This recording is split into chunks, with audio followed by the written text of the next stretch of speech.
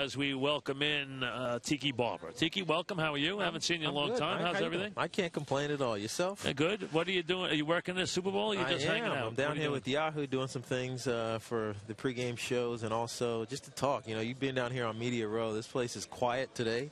Yes. But it's going to get insane as the week goes on and players in and out of here. It kind of it has a character all its own over here. Do you miss? You were a guy, it seemed like, was probably as well set up as anyone not to miss the football. Yeah. Did you miss? You got out on top, which is rare. You got it with your senses, which is rare. Do you miss it? Did you leave too early? No, I didn't. I think I left right at the right time for me, Mike. You know that I had a ton of other interests outside of the game of football, and quite honestly, those other opportunities were calling my name. And, you know, it's all about timing. And people will point to the fact that the Giants won the Super Bowl the year after, and I missed out on that opportunity. But who knows if the things that I'm doing now would have been there if I would have waited. Do you feel you missed something by them by being part of that ride? Maybe, but it's not something I'm focused on. It's not something I ever look back on. I know that. Yeah, would it have been nice to do something my brother did? Sure, but at the end of the day, it's nothing I can do about it.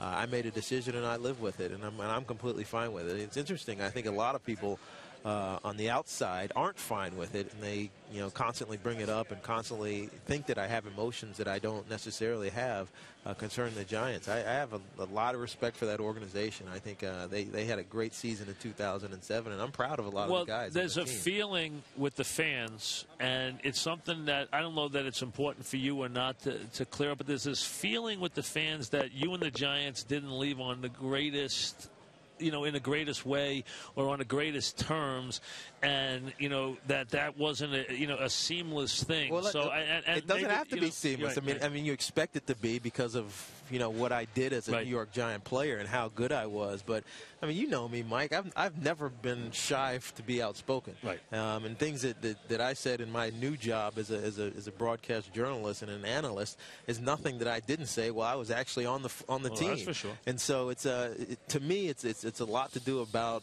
nothing in people's minds. Yet they still have the right and to have their opinions and to be upset. And here's an interesting thing, because I've been traveling to some of the games, the Giants games, and I've been in the stadium and seen some of the fans, and most people will say, I booed you when you came, or when they show your video on highlight. A lot of people said that they booed you. Yeah, of course. But when I see them in person, they like you. They not only they like me, they say, I don't know why I booed you. And so it's an interesting phenomenon that exists with Giants fans, and it's what makes them great. It's what makes them interesting and so dynamic, and quite honestly, why I love playing with the New York Giants for so many years, because you never knew. You had one of the more unique careers I can ever remember, because rarely does a player come in on one level as one player, a situational back. Yeah.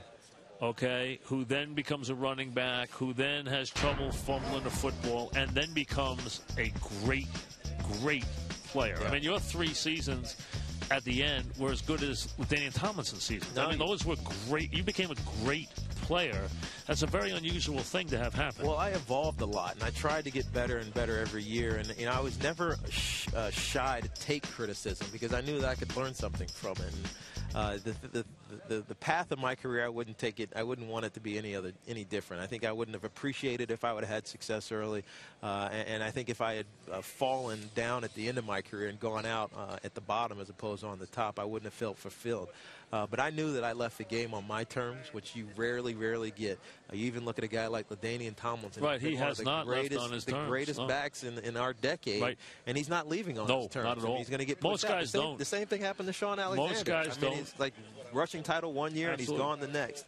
And I didn't want that to happen to me. And yes, running backs have they have very short careers and cruel careers. Yes, because it takes a toll physically. I mean, you talk about mortgaging your future physically. Right. The running back position is probably the one where it does it the most, because of the constant impact, not just on the running plays, but every play. You've been brought up a lot as everyone watches Peterson fumble and says, hey, they got to send him to Tiki. I even said they got to send him to the Tiki school. Okay? You know what's funny? It's funny you say that. I said I'd send Tiki over to talk to him. You know what's funny? I did an interview. I can't remember what it was for, but I was talking to this radio station down in North Carolina. They said, did you know that the University of North Carolina teaches the Tiki method? And I said, you got to be kidding me. Well, but it's right. I mean, listen, you changed. You became a guy who never fumbled from a guy who was a guy who fumbled a lot. Yeah. Peterson is a great back who fumbles a lot. You know what? He's becoming a liability for his team. You look at that NFC How does he change? Game. It's all mechanics, Mike. I mean, it's the same thing I had to learn. You do something one way for so long, and you get away with it, you don't think it's a problem. But once you get in the National Football League, and everybody, safeties, linebackers, defensive linemen, they're all taught to strip. If you have any kind of looseness in that football, it's going to come out. For me, it was just keeping it next to my body at all times, no matter what it takes, whether it's down here close to your body, up at your chest, close to your body. You have to keep it on your body so you can't get so it can't get knocked away. And then when you go into contact, cover it with the other hand. And it was simple. Most things that cause success are simple. And I think with Adrian Peterson, he needs somebody with authority, with a strong voice to tell him, look, as great as a player as you are, you're a liability. And that's what Tom Coughlin did for me. He said, Tiki, I love the way you play the game of football, but you fumble and you're a liability. It hits your pride in a way that makes you want to correct it. And I don't think anybody's done that for Adrian Peterson.